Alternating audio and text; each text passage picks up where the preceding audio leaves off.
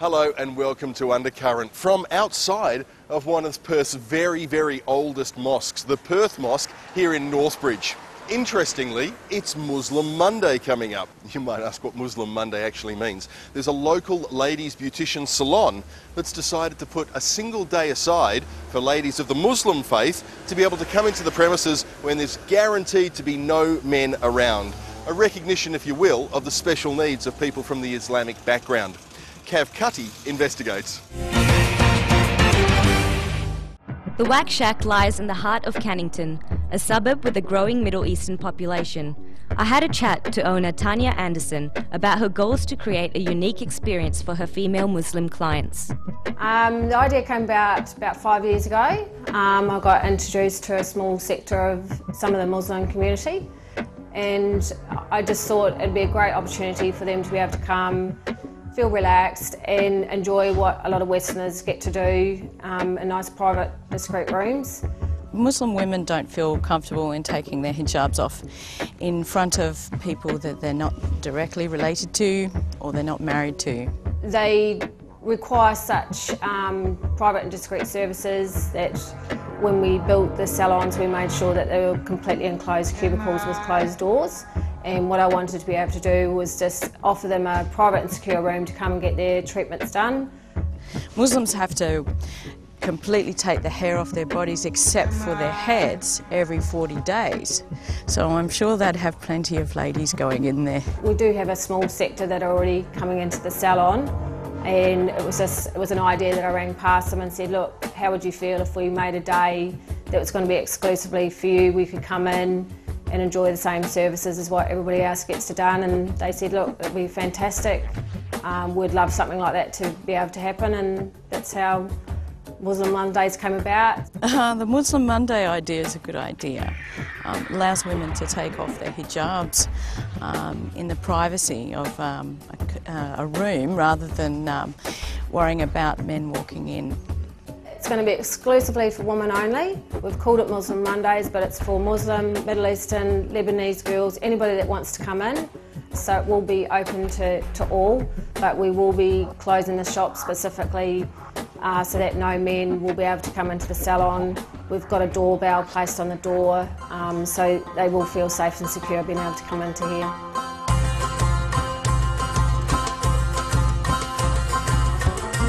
Men have to actually beautify themselves for their women folk as well. They have to, and sometimes, you know, they get to middle age, they let themselves go.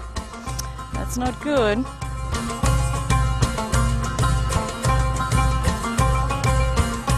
Like I said, the vision of the Wax Shak was that we wanted everybody to be able to come and enjoy the experience here. I was nervous about doing it because I was worried about how people would perceive our salon. We have asked existing clients that have come in, you know, what are your thoughts about this? And at this stage we've had no negativity. I don't think there'd be any negativity at all. I think people would just go there and use it for what it is, and that is to go and get waxed. If someone's upset by it, well, I'm sorry, it's just too bad. We're doing it, and I think it's time that we just have to get it on the map. The Muslims are here. Everybody just needs to deal with it and move on. And it's good that it's coming into Cannington, because you only need to go through Carousel and see how many Muslims are in there. And, you know, I think it might be packed. They are here in Australia. They are making a life for themselves here, and they should be able to come to any salon to be able to get treatments done. Muslim Mondays begin in September. This is Kavita Kuri for Undercurrent. There are some school teachers that you'll never ever forget, and whether it's primary school or high school, the right teacher can make a world of difference to a student's learning. Christy Molliker investigates the WA-based awards that celebrate our very best school teachers. For me, first in primary school, it was Mrs. Burns, whose colourful dress sense and outgoing personality encouraged my love of creative writing. Then in high school, it was my ancient history teacher, Mr. Johnson, whose absolute passion for his subject I will never forget. Teachers can really shape your life, put you on the right career path, and encourage you to do things you never thought possible. And now, with the creation of the WA Education Awards, teachers who really make a difference can be honoured.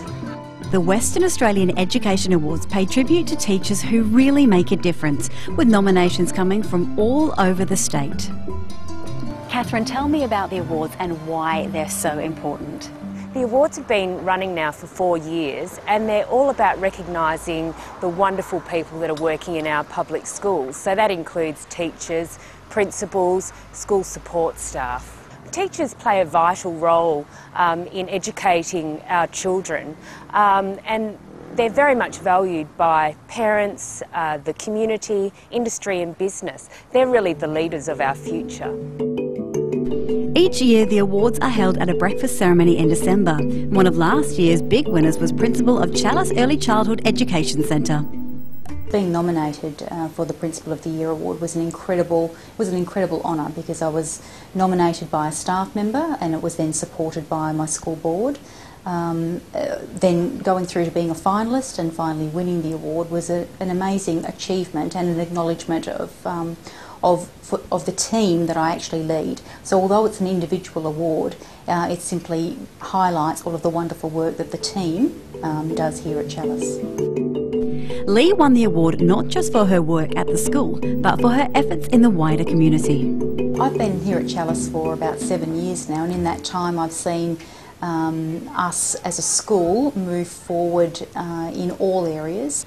We actually feel that in our community we have a responsibility to provide a full range of services that will lead to improving the lifelong outcomes for little children. And if you're focused on making a real difference to children and their lives, you need to think more broadly than just literacy and numeracy. While Lee has been in the teaching game for a number of years, Luke Chapman, one of the science teachers at Hampton Senior High School, won his Beginner Teacher Award in only his 3rd year of teaching.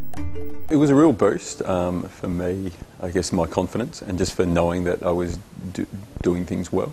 And it's opened up quite a few doors, and it's just great, I think, in terms of the networking, but also in terms of understanding the important role that recognising people for what they do plays, not just for myself, but in terms of passing that on and realising that, it's important that we keep doing that, or I keep doing that for the teachers that I work with. I spent a lot of time, I guess, outside of school hours working with students, tutoring students. It's more of that, the upper school and that performance in TE that I was recognised for going a bit beyond what maybe I was expected to do in terms of making sure they had everything they needed to succeed.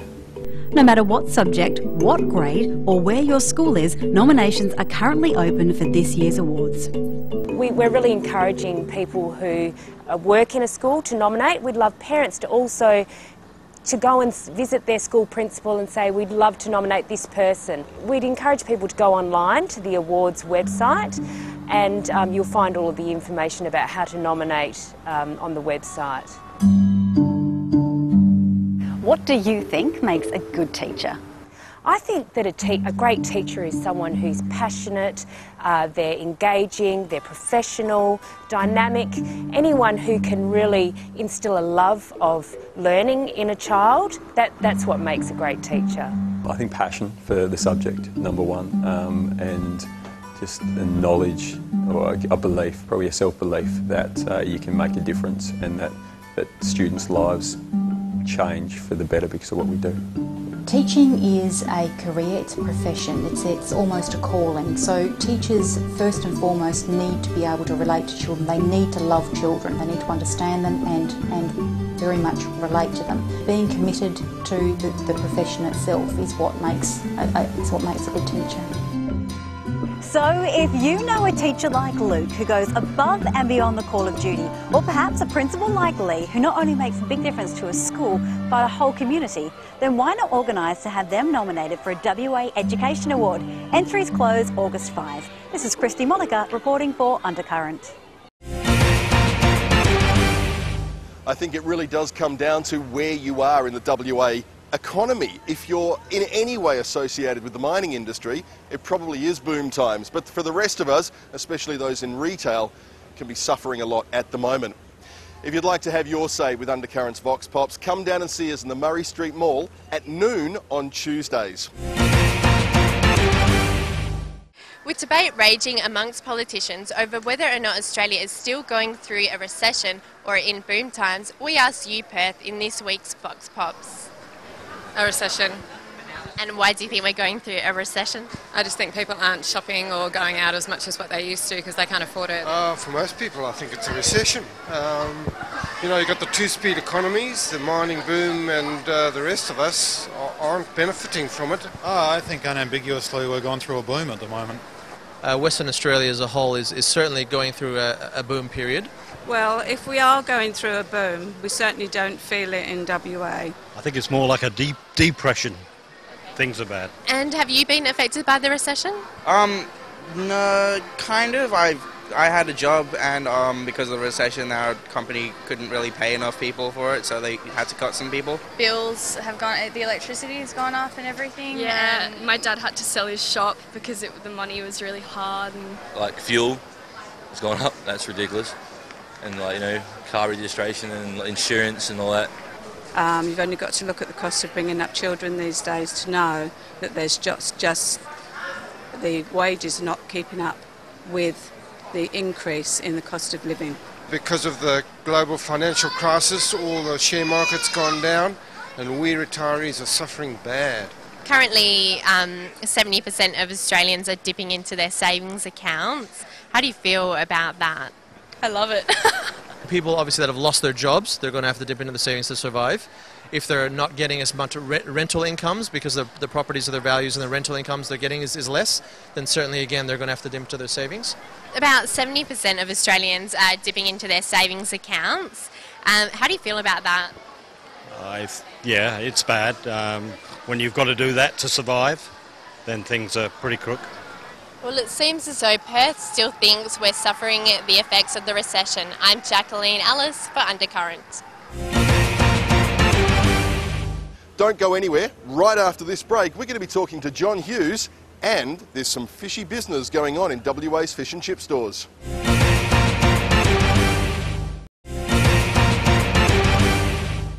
Fish and chips and vinegar, vinegar, vinegar. Fish and chips and vinegar, pepper, pepper, pepper, salt. Welcome back. When you go out to get something to eat, say for example Nando's, and you buy a chicken burger, you can be pretty much guaranteed you're going to get chicken. But in the instance of fish and chip stores, it may not always be the case that you get the type of fish that you think you're buying. You may very well have a cheaper type of fish, a similar one but cheaper, be substituted in. Are we being ripped off? We wanted to find out a little bit more.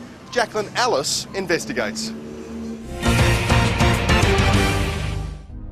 There have been reports in the past that have proven that some fish and chip shops have been misleading customers within Western Australia. Consumer Protection says some fish and chip shops advertise mislabelled fish. This may mean when you go to your favourite fish and chip shop, your fish may not be what you ordered. Generally what happens is that we'll get a report from a member of the public that they have bought a product, so it's whether it's a restaurant meal or it's fish that they've bought from the markets or from a roadside stall, and they don't believe that it's the genuine article. So they'll contact us and we'll take on the details. We then head out and do our own investigations. So effectively what we do is we go out and we pose as a customer, we buy the product, and we've then got a formal process we have to follow where we will take the product for testing. So our scientists at the chemistry centre will go through the process of identifying the species of fish, and then if that's found to be incorrect, that gives us the evidence to start the process of looking at whether or not there has been an offence under the Australian consumer law. Companies like Chem Centre identify the species of fish from the fillets to ensure customers are getting exactly what they pay for. It's very important for us to test seafood because there are many reasons. Number one, we need to protect the consumer who, when they pay for a certain fish, should get that fish and not something cheaper. There could be health implications as well. There are certain people in the community, for example, infants and the elderly, who may not be able to eat some fish. Some may be allergic to fish flesh, and others maybe has concerns with heavy metals in fish, for example, pregnant women. What is the procedure for testing fish? Procedure is very simple, really. You take a tiny amount of that fish. From that amount, you put into a small test tube, and into the test tube add some strong chemicals, and that chemical will reduce that fish into a soup-like jelly. And we use very clever science to extract DNA from the jelly, leaving all the other bits of the fish out. We now take the DNA, which is now in very small droplets in the tube, and we analyze that DNA for a DNA fingerprint that we get later. For those of us who are not scientists, there are some things we can do. Whole fish is the best way to know you are getting exactly what you pay for. But for fish fans, it is not a perfect solution. So we visit Sweet Lips in Leederville, classified best fish and chip shop in the West Australian Food Guide 2011. How do you ensure customers are getting exactly what they pay for? The main way we ensure that is by having it on display as a fresh fillet, so that the customers can see that we do have, whether it's blue spot emperor or pink snapper, they can see that we do have that available, and they can see us sort of actually cooking from that display, so they can see it fresh on display and also seeing it going straight into the fryer. What is the most common fish that is replaced? I'd say things like the generic term of snapper, which technically is really only pink snapper, should be called snapper. But over the years, a lot of imported products have been brought in with snapper on the box. If you read more closely, they're not actually a snapper variety. So, and things like red emperor and barramundi, perhaps. One of the fish that was used to be called a baby snapper. It's actually, when they went through a few years ago and sort of got the technical names for all the different fish, it's actually called blue spot emperor. So so that created a bit of confusion, but we sort of persisted with educating our customers. Now they come in and order blue spot emperor, and they know what they're getting. And if you're still unsure, you can always ask the fish and chip shop to see the packaging. I'm Jacqueline Ellis for Undercurrent.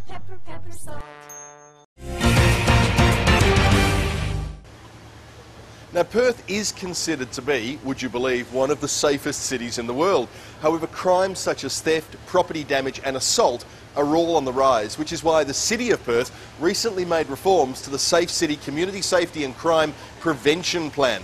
Sarah Miller has the story.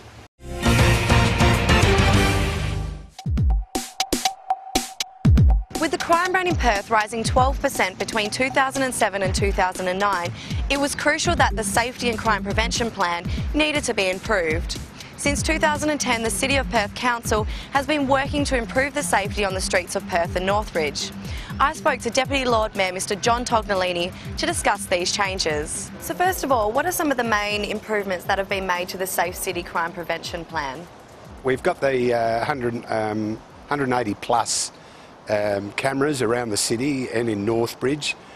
We introduced City Watch, which is a thing for the retailers in the shops where they can register and be on when there's a crime taking place. They can be either telephoned or through the internet. They are advised that's in their area, so they can be on watch to prevent it happening in any other areas within the city. The City of Perth, in conjunction with all their partnerships, have produced a small brochure, and in this brochure it helps to say what to do. If you see something that's not correct, and is for them to contact the City of Perth or the police, and it's all in this booklet. What improvements are still yet to come?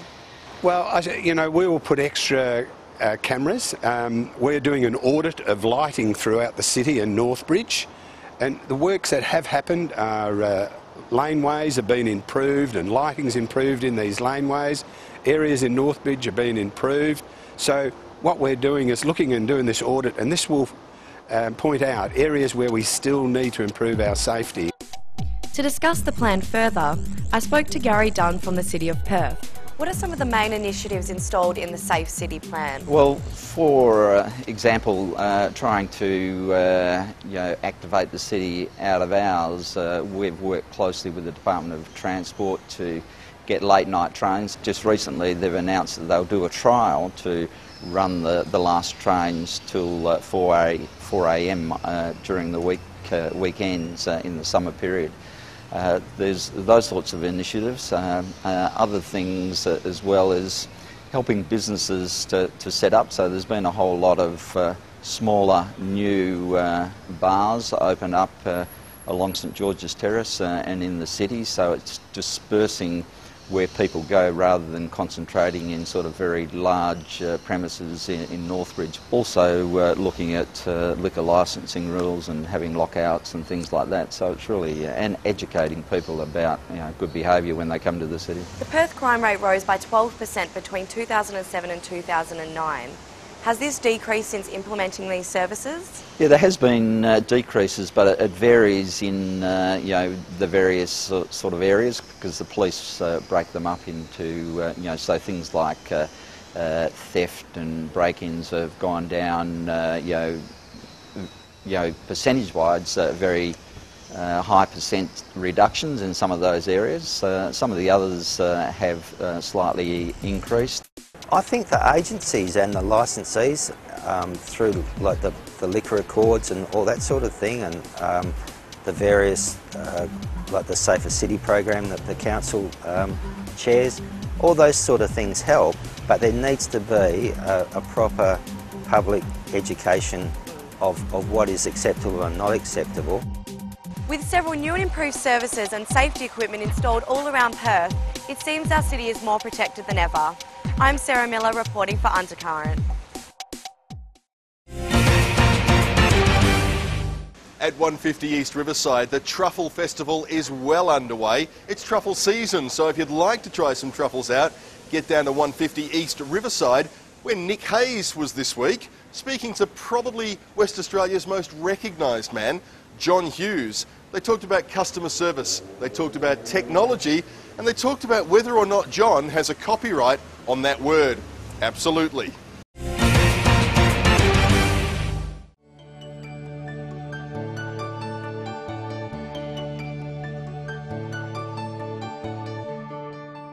John, thanks for joining us. My pleasure. Where did it all start? Well, Nick, a long time ago I used to work for an employer. It was in the car business. And I'd only just gotten married and I really didn't have any money. Then one day I saw an advertisement in the paper for a service station site in Victoria Park. It was up for auction. I never had any money and I couldn't afford it anyway, so I didn't go to the auction. I rang up the next day hoping that they'd tell me it had sold, and it hadn't. So I didn't sleep the next night, and I rang them up the next day and made them an offer they couldn't possibly consider. Well, they rang me the next morning and said, "It's yours." So I sweated blood. I had to walk up and down St George's Terrace with my briefcase trying to raise the money, and I got 120% of what I needed, which you could do in those days, and that's how I started. If you weren't in the car industry, what would you be doing? I wanted to be a lawyer, but we had no money. I mean, we were fairly humble beginnings. I was born in Beaconsfield and grew up in East Fremantle. I shared a very small bedroom with two other brothers. Big plus about all of that was that whilst I didn't grow up knowing what I wanted to be, I surely knew what I did not want to be. Are you the #1 car salesman in the country? From one location in Victoria Park, I'm doing, I did 18,100 cars last year, and that would be, look, I say this absolutely, humbly, I think that's the best number, highest number of sales from any one location, probably in the world. In the world? Yeah, certainly in Australia. Yeah. From one location. How active are you now in the actual selling of cars? How active? Yeah. Are you actually on the floor? Straight after this, why don't you go back, pick up the phone and ring. You ring the John Hughes dealership and ask for John Hughes, you'll be put straight through. Actually, I've got to admit, I did call and I went straight through to you. It was unbelievable. I am very involved. How important is advertising for your industry? It's huge. Yep. It's huge. Well, certainly. And look, I'm a great believer in television too. Yep. I mean, we spend... I'd certainly spend more on television than any other motor dealer, again, probably in Australia. because it is expensive. It is. But I'm a great believer in television. I think it's terrific. We spend a lot of money on press. We spend a lot on TV, a lesser amount, but still a considerable amount on radio. And our advertising bill every year is quite huge. What about new media? Now, I had some people come and talk to us about a week ago about social media and Facebook and Twitter, and we have to be in it, and we're going to be in it. I'll leave that to the experts because I'm old school. John, what do you like to do on the weekends?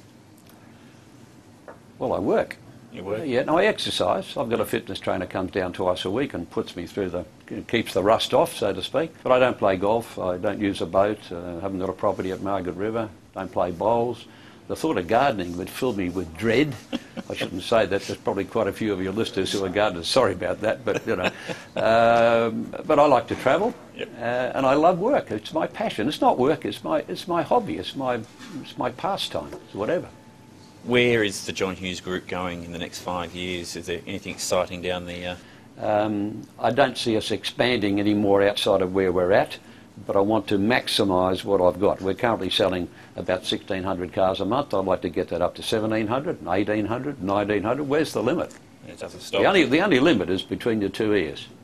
For those that are starting out in business, what are the key tips you would give them to become a success? Okay. So make sure you know what you're doing. Make sure that you have enough capital, and make sure that you get proper accounting.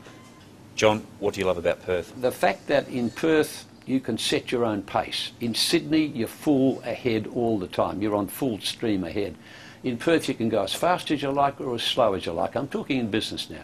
Yeah. There are a lot of very competitive people in Perth. Perth's a very competitive environment, and there are a lot of very successful people in Perth. But there are also quite a few who are more laid back and like the lifestyle. So, you know, Perth's a great place to live. It's a great place to go away from time to time, but it's a great place, even better place to come back to.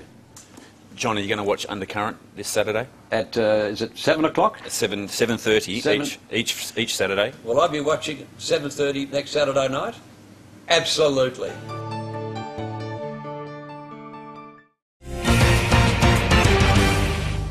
Well, that's it for another episode of Undercurrent. Many thanks for your company. As you can see, quite a wet day here in Perth. Hopefully the rain will continue for at least the next few weeks. Now, if you'd like to have your stories on Undercurrent, do get in contact with us here at WTV. You can also talk to us on Twitter using the hashtag Undercurrent. And don't forget about deal44.tv, which is the website where WTV brings you some bargains. Thanks for watching. We'll be back again next week. I'm Jason Jordan. Good night.